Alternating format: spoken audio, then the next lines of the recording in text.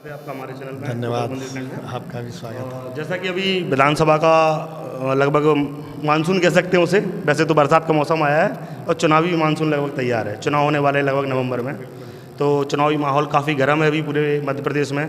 तो आप लगभग 4 साढ़े 4 से यहाँ विधायक हैं, तो कुछ हमारे प्रश्न रहेंगे जनता के लिए। उस सेवड़ा विधानसभा में आपने विकास कार्य किए हैं उससे लेकर, तो सबसे पहले क्वेश्चन हमारा है कि जो अभी 4.5 साल आपको यहाँ विधायक बने हुए हैं, तो ऐसे कौन से विकास कार्य हैं जो आपने किए हैं आपके विधानसभा क्षेत्र में, जो आप जनता को बताना चाहेंगे? देखिए, एक तो बिजली के क्षेत्र में बहुत विकास हुआ है। हमारी 1.25 साल की जो कांग्रेस की सरकार थी उसके दौरान यहाँ 5 सब स्टेशन विद्युत के चालू हुए।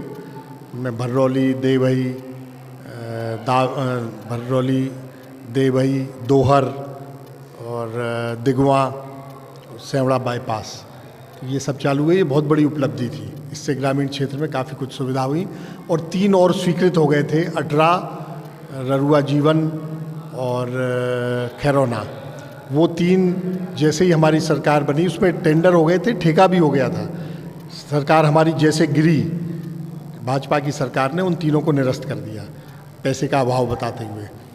तो इसलिए फिर उसके बाद भी मैं लगा रहा, तो उनमें से 2 फिर धीरे धीरे स्वीकृत हो गए। खैरौना का तो अभी स्वीकृत हुआ, 2 महीने पहले चालू भी हो गया। ररुआ जीवन का स्वीकृत है, उसका काम चल रहा है, 1 आध महीने में चालू हो जाएगा। तो बिजली के क्षेत्र में बहुत बड़ी उपलब्धि मिली है। धान की फसल 3-4 गुना रकबा बढ़ गया था। अगर ये सब बिजली के क्षेत्र में उपलब्धियां नहीं मिली होती तो इतना रकबा हो नहीं सकता था, धान का पैदावार हो नहीं सकती थी। एक तो ये। दूसरी चीज़, सेवड़ा नगर के लिए एक बहुत बड़ी उपलब्धि हुई है। 28 करोड़ रुपए की नई जलावर्धन योजना स्वीकृत हुई। पूर्व में 16 करोड़ की एक प्रस्तावित थी, वर्ल्ड बैंक के लिए फाइनेंस के लिए गई थी, लेकिन वर्ल्ड बैंक ने उसे रिजेक्ट कर दिया था, फाइल बंद हो गई थी। हमारी सरकार जब कमलनाथ जी की बनी, जयवर्धन सिंह जी नगरीय प्रशासन मंत्री बने, मैं उनसे मिला, वो फाइल फिर से खुलवाई, वर्ल्ड बैंक की टीम बुलवाई गई, उनके साथ पुनः मीटिंग हुई, जो कमियां थीं दूर करके नए सिरे से 28 करोड़ की योजना चालू की गई, जिसमें सिंध नदी पर स्टॉप डैम बन रहा है, फिल्टर प्लांट बन रहा है, पूरे शहर की पाइपलाइनें बदली जा रही हैं, 3 पानी की टंकियां बन रही हैं और एक नाला जो सिंध नदी में जाता था उसका गंदा पानी के लिए वाटर ट्रीटमेंट प्लांट भी उसमें शामिल है। पानी साफ करके फिर सिंध नदी में छोड़ा जाएगा। तो ये सेवड़ा नगर के लिए बहुत बड़ी उपलब्धि है। इसके साथ सड़कों का काम बहुत हुआ। 5 ग्रामीण सड़कें उसी 1 साल की पीरियड में स्वीकृत हुई थी मेरे प्रस्ताव पे। उसके अलावा प्रधानमंत्री ग्राम सड़क योजनाएं की जो सड़कें पेंडिंग थी उसमें भी मैं प्रयास करता रहा, उसमें भी हमें बड़ी सफलता मिली है। तो ये सारी सफलताएं हैं।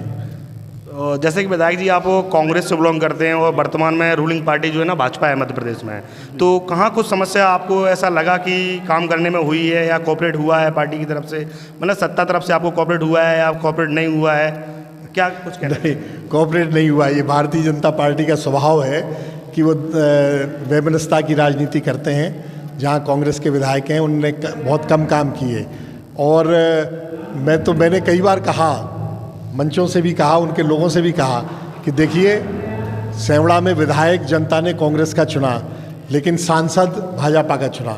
सेवड़ा विधानसभा क्षेत्र से भी भाजपा के सांसद को लीड मिली थी। जिला पंचायत में आपको चुना भाजपा को, जनपद में आपको चुना, नगर पालिकाओं में, दोनों नगर पंचायतों में भाजपा को सत्ता दी। तो जनता ने कोई पक्षपात नहीं किया, उनको जहां अच्छा लगा जनता ने वो निर्णय लिया। लेकिन आप पक्षपात कर रहे हैं। आप अगर विकास कार्य नहीं कर रहे हैं केवल क्योंकि कांग्रेस का विधायक है, तो आप अपने सांसद को नुकसान पहुंचा रहे हैं, अपने जनपद को नुकसान पहुंचा रहे हैं, जिला पंचायत को नुकसान पहुंचा रहे हैं, नगर पंचायत को नुकसान पहुंचा रहे हैं। वहाँ दोबारा आप किस मुँह से वोट मांगने जाएंगे? सेवड़ा विधानसभा में विधायक जी, जैसे कि इंदौर को देखा जाए तो एक व्यापार की दृष्टि में देखा है तो हम मान सकते हैं सेवड़ा विधानसभा के अंदर, तो आए दिन जाम की समस्या जो कि आपने भी देखी है, आप भी पर डे यहाँ विजिट कर रहे हैं विधानसभा में, तो कब तक निजात मिलना मतलब संभव समझें? अगर ये तो कुछ कह नहीं सकता, क्योंकि क्या है, विधायक का काम तो मांग रखना है, उसको एग्जीक्यूटिव पावर तो होती नहीं है कि उसके दस्तखत से कोई स्वीकृति होती हो, और उसमें मैंने कोई कसर छोड़ी नहीं है। चाहे लांच और सेवड़ा के टूटे हुए पुल का पुनर्निर्माण हो, चाहे इंदरगढ़ बाईपास की बात हो, मैंने बराबर विधानसभा में उठाया। लगभग हर सत्र में किसी न किसी रूप में उठाया।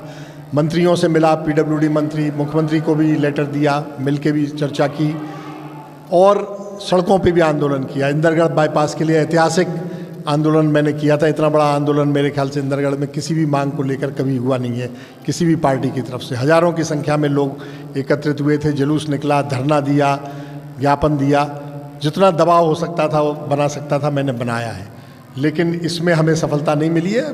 आश्वासन जरूर मिलते रहते हैं कि अब एस्टिमेट बन गया है, अब ये हो गया, अब DPR बन रही है, लेकिन अभी स्वीकृति नहीं हुई है। एक क्वेश्चन और, जैसे आगामी 4 महीने में अपने विधानसभा चुनाव होने जा रहे हैं और पिछले 4.5 साल से आप विधायक हैं, तो आपका अनुभव कैसा रहा विधानसभा में? आपका जनता के प्रति, जनता से कैसा आपको सपोर्ट मिला, पॉजिटिव नेगेटिव? नहीं, जनता से तो बहुत सपोर्ट मिला, बहुत प्रेम मिला। मुझे रिकॉर्ड मतों से जनता ने जिताया था, इतने बड़े मार्जिन से, 33,000 से। सेवड़ा क्षेत्र से कभी कोई जीता नहीं था। और चुनाव के बाद भी अक्सर ये होता है कि जितने बड़े मार्जिन से कोई प्रतिनिधि जीतता है उसके ऊपर उतना ही दबाव होता है, क्योंकि जनता को उतना ही ज़्यादा भरोसा होता है। और जब काम नहीं होते तो उतना ही ज़्यादा आक्रोश भी होता है। ये राजनीति का नियम है। लेकिन क्योंकि मैं बराबर सक्रिय रहा, जनता को मैं बताता रहा मैं क्या प्रयास कर रहा हूँ, क्या नहीं कर रहा हूँ, और जनता के संपर्क में रहा, तो वो आक्रोश नहीं हुआ। जनता भी समझी है, समझ रही है कि मैं पूरा प्रयास कर रहा हूँ और कई उपलब्धियां मैंने दिलाई हैं, कई नहीं दिला पाया तो वैमनस्यता की राजनीति के कारण, भारतीय जनता पार्टी की सरकार होने के कारण।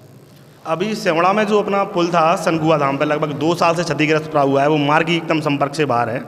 शायद अभी सुना है कि टेंडर हो गया है, उसका पुल का निर्माण होना है, तो इस बारे में आपका क्या कहना है? इतना लंबा टाइम 2 साल होने के बाद आज संपर्क खत्म है, आज बनने के लिए मतलब तैयार है, अभी भी काम चालू नहीं हुआ है वहाँ, क्या लगता है आपको पुल बनेगा? बिल्कुल सही है, 2 साल तो ये निकल ही गए, अब स्वीकृत होकर काम शुरू भी होगा, शिलान्यास हो भी जाएगा, तो 2 साल और बनने में लगेंगे न्यूनतम। कहो 3 साल भी हो जाए, सरकारी काम में अक्सर डिले होती है। तो ये घोर लापरवाही है राज्य सरकार की। हम सब लोगों ने मांग उठाई और इस मांग में भारतीय जनता पार्टी के लोग भी पीछे नहीं थे, उनके भी लोगों ने दबाव बनाया अपनी पार्टी पे, लेकिन ऊपर से यही सोच थी कि कांग्रेस का MLA क्या ज़रूरी है, बाद में देख लिया जाएगा।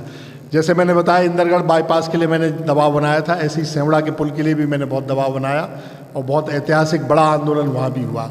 और वहाँ लगने लगा लोगों को, खासतौर से भाजपा के लोगों को, कि ये तो जन आंदोलन बन रहा है, जनता इसमें कूद पड़ी है।